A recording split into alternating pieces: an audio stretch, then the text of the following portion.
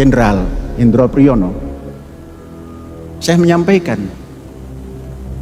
dengan tajahul as-Sokrati, mengapa kita tidak membuka hubungan diplomatik dengan Israel? Ini kita tanya ke sumber intelijen. Apa jawab beliau? Pertama kali takut negara Arab.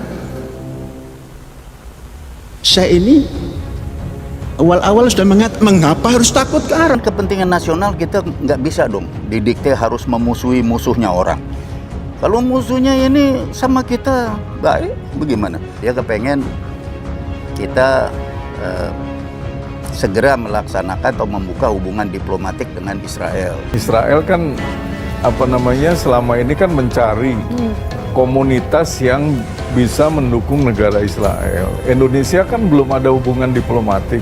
Nah, secara pribadi ya dengan Israel kan belum ada hubungan diplomatik. Mungkin dicari secara komunitas. Oh, ini ada Al-Zaitun nih, mulai membangga-banggakan, mulai mengangkat budaya, mengangkat negara Israel gitu. Nah, nanti harapan Zaitun kalau kerjasama ini bisa terjalin, aman, tidak ada masalah, ya yang pertama inginkan itu dukungan finansial, saya lihat. NI KW9 teritorial adalah Mahat Al-Zaitun. Cuma persoalannya kan begini, apa iya ini NII? Apa iya ini NII? Kalau NII kan zamannya Kartosuryo, dia mewajibkan sholat dalam peraturan MKT Undang-Undang Dasarnya Kartosuryo. Itu orang yang tidak sholat dihukum.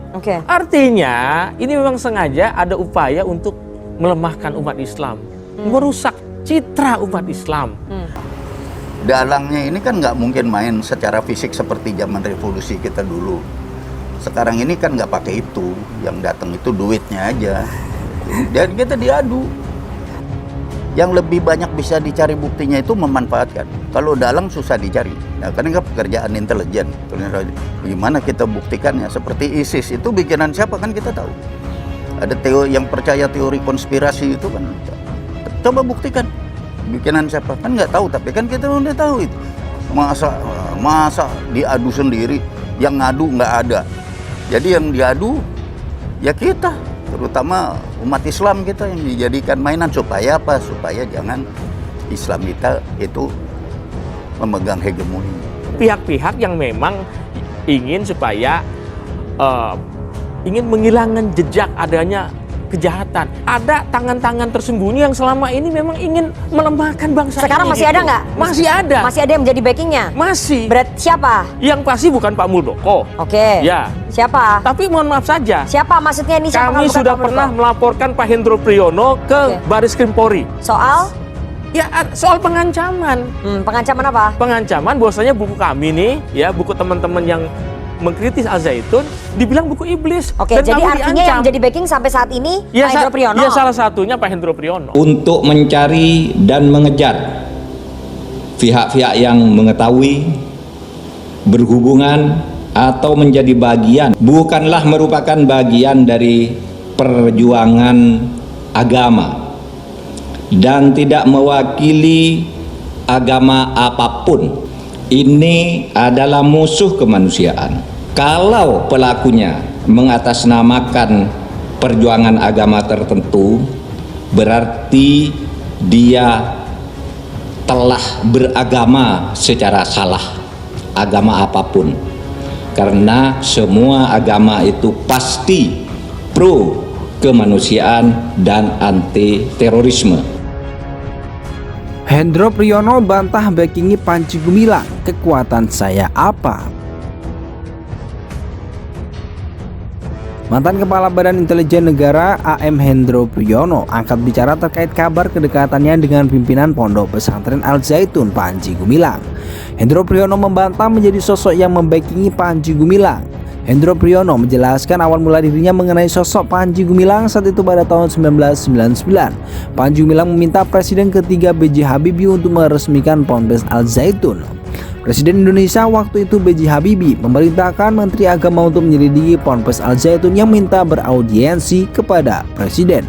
dalam rangka untuk meresmikan pesantren Al Zaitun. Di situ saya pertama kali dengar ada nama pesantren Al Zaitun, kata Hendro Priyono kepada Detikcom di kawasan Senayan, Jakarta Pusat, Senin 10 Juli 2023. Hendro Priyono menjelaskan saat itu jabatannya masih menjadi Menteri Transmigrasi dan Pemukiman Perambahan Hutan. Pada sidang kabinet, Menteri Agama yang ditunjuk oleh B.J. Habibie untuk menyelidiki Al Zaitun saat itu memaparkan jika Ponpes Al Zaitun tidak memiliki masalah secara ideologi politik. Diterangkan Al Zaitun dipimpin oleh seorang bernama Panji Gumilang dan diceritakan bahwa dari sisi ideologi politik tidak ada masalah karena Panji Gumilang juga berpikiran cukup dalam pengetahuan filsafat Pancasila, dan dari sisi kurikulum dan sisi pelajaran yang diberikan Ponpes menurut Menak waktu itu tidak ada masalah, ungkapnya.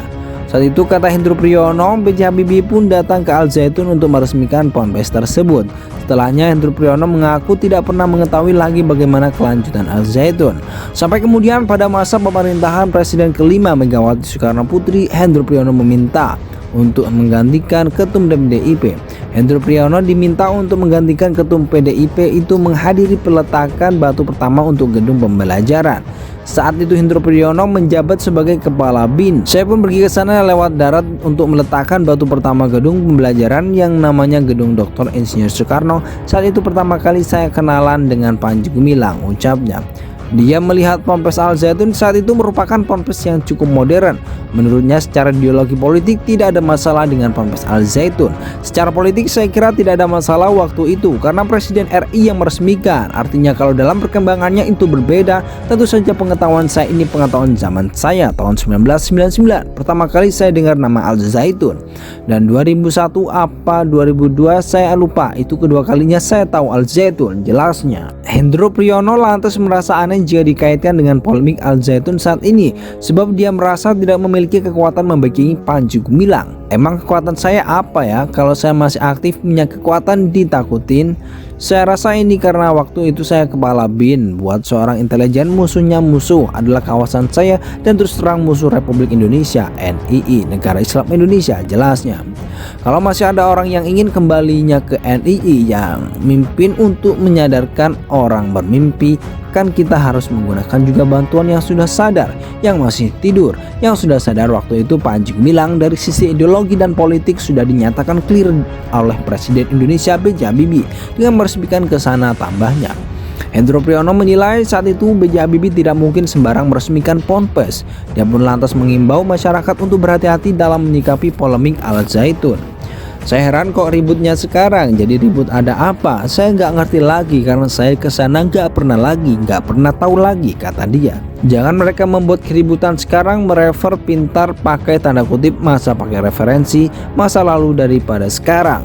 Dulu yang dulu, masa lalu ya udah lewat, masa sekarang ya masa ke depan. Orang-orang sudah pakai artificial intelligence, masa masih pakai masa lalu ya masa lalu, imbuhnya.